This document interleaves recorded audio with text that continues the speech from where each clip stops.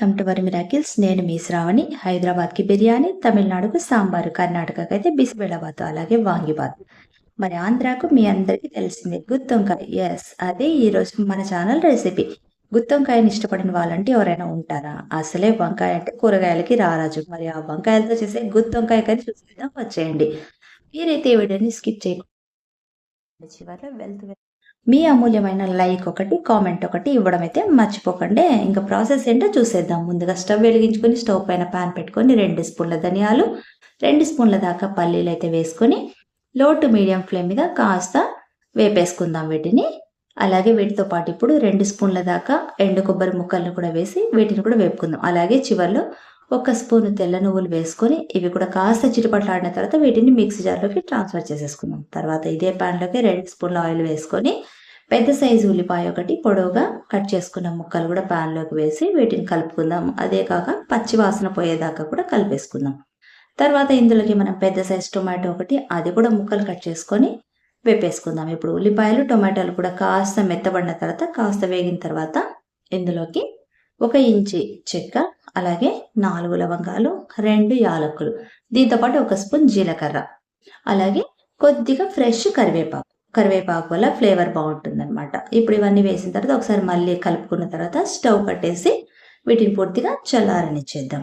తర్వాత ఒక mixie jar తీసుకొని అందులోకి మనం వేయించుకున్న పల్లీలు, అలాగే మనం ఫ్రై చేసి పెట్టుకున్న ఉల్లిపాయ టొమాటో ముక్కల్ని కూడా మొత్తంగా ఇందులోకి ట్రాన్స్ఫర్ చేసేసుకుందాము.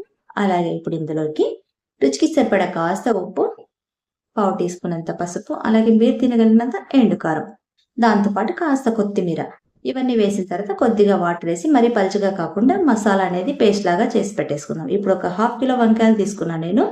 ఇవి కూడా పక్కన పెట్టుకుందాం. ఇంకో గిన్నెలోకి వాటర్ వేసుకుని అందులో 1 స్పూన్ సాల్ట్ అయితే వేసుకొని పక్కన పెట్టుకుందాం. ఇప్పుడు మనం తీసుకున్న వంకాయలకి తొడిమలకు చివర్లో ఉన్నవి కాస్త కట్ చేసినట్టయితే వంకాయ కర్రీ అనేది బాగుంటుందన్నమాట. ఇప్పుడు వంకాయల్ని తీసుకొని ఒక్కొక్క వంకాయకి 4 ఘాట్లు పెట్టేసుకుందాము.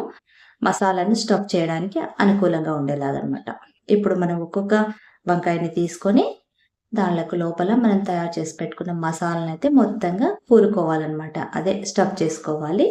ఇలా మీరు ఎన్ని తీసుకుంటే క్వాంటిటీ అన్ని వంకాయలకు కూడా మసాలా అనేది ఇలాగే స్టఫ్ చేసి పక్కన ఒక ప్లేట్ పెట్టేసుకోండి. ప్లేట్లో తర్వాత దాంతోపాటు మిగిలిపోయిన మసాలాను కూడా మనం కర్రీలో యాడ్ చేయాల్సి ఉంటుంది. అది కూడా పక్కన పెట్టుకోండి. ఇప్పుడు స్టవ్ వెలిగించుకొని స్టవ్ పైన డీప్ కడాయి పెట్టేసుకుందాం. అందులోకి 4 స్పూన్ల దాకా కూడా ఆయిల్ అనేది వేసుకుందాం. ఆయిల్ కాస్త వేడెక్కిన తర్వాత ఫ్రెష్గా తయారు చేసి పెట్టుకుందాం అల్లం వెల్లుల్లి పేస్ట్.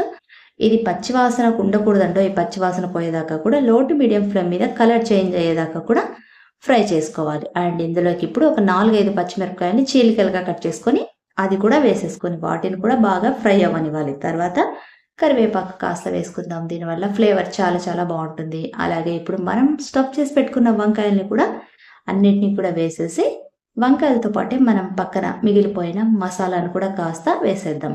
కాస్త అంటే కాస్త కాదు, మొత్తం మసాలా మిగిలినంతా కూడా వేసేసుకున్న తర్వాత ఇప్పుడు మళ్ళీ ఒకసారి ఇవన్నీ కూడా కలిపేసుకున్నాం. దీనివల్ల వంకాయ ముక్కలకి వంకాయలకి మసాలా అంతా కూడా బాగా ఈవెన్గా అవుతుందన్నమాట, ఈవెన్గా కలుస్తుందన్నమాట. ఇలా చేసుకున్న తర్వాత వీటన్నిటిని బాగా ఈవెన్గా స్ప్రెడ్ చేసేసి మూత పెట్టుకొని 5 to 8 మినిట్స్ పాటు మనము మీడియం ఫ్లేమ్ మీదనే ఫ్రై అవ్వనిద్దాం. 8 మినిట్స్ తర్వాత మనం చూసినట్టయితే చూడండి వంకాయలు బాగా ఫ్రై అవుతున్నాయి కదా. అండ్ మనం వాటర్ అనేది వేసుకోలేదు కాబట్టి కాస్త అడుగంటే అవకాశాలు అయితే ఉంటాయి. కాబట్టి మనకు అడుగంటలేదు ఇంకా.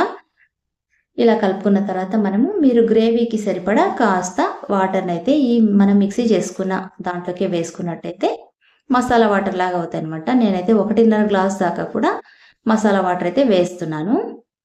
మీరు గ్రేవీ ఇంకొంచెం పలచగా కావాలనుకుంటే ఇంకాస్త వాటర్ ఎక్కువగా యాడ్ చేసుకోండి. థిక్గా కావాలనుకుంటే మనం మిక్సీ జార్లో కొంచెం వాటర్ వేసుకొని కలిపి పోసుకుంటే సరిపోతుంది. ఇప్పుడు మళ్ళీ ఒకసారి ఇవన్నీ కూడా కలిపేసుకున్న తర్వాత మళ్ళీ ఒక మూత పెట్టుకొని మళ్ళీ ఒక 5 to 10 మినిట్స్ పాటు మీడియం ఫ్లేమ్ మీద మనం ఉడికించుకున్నట్టయితే చూడండి ఆయిల్ అనేది కొంచెం కొంచెంగా పైకి కనిపిస్తుంది కదా. ఇలా ఆయిల్ పైకి కనిపించిందంటే మనకు వంకాయ అనేది ఉడికిపోయింది అని అర్థం, అలాగే కర్రీ అనేది రెడీ అయిపోయింది అని అర్థం. సో ఇప్పుడు అడుగంటిందేమో ఒకసారి అంతా కలిపేసుకుందామా. దాంతోపాటు వంకాయలు కూడా ఉడికినాయో లేదో ఒకసారి మనం గరిటెతో ఇలా చెక్ చేసుకున్నట్టయితే మనకు తెలిసిపోతుంది వంకాయ అనేది ఉడికినాయా లేదా అనేది. సో చూసారు కదా. ఇప్పుడు పైన నేను గార్నిష్ కోసం జీడిపప్పు పలుకుని కాస్త వేసుకున్నాను. ఇది పూర్తిగా మీ ఆప్షనే. అలాగే సన్నగా కట్ చేసుకున్న కొత్తిమీర, తర్వాత దీంతో పాటు రుచి బాగుండాలని నేను ఒక 3 స్పూన్ల దాకా నెయ్యిని యాడ్ చేసుకున్నాను. చూసారు కదా ఎంత బాగుందో. సో మీకు కూడా నచ్చింది కదా ఈ వీడియో. మరి ఇంకెందుకు ఆలస్యం, మీరు కూడా తప్పకుండా ట్రై చేయండి. నెక్స్ట్ మళ్ళీ ఇంకొక మంచి వీడియోతో మళ్ళీ మీ ముందుంటా. Until then bye. Thanks for watching.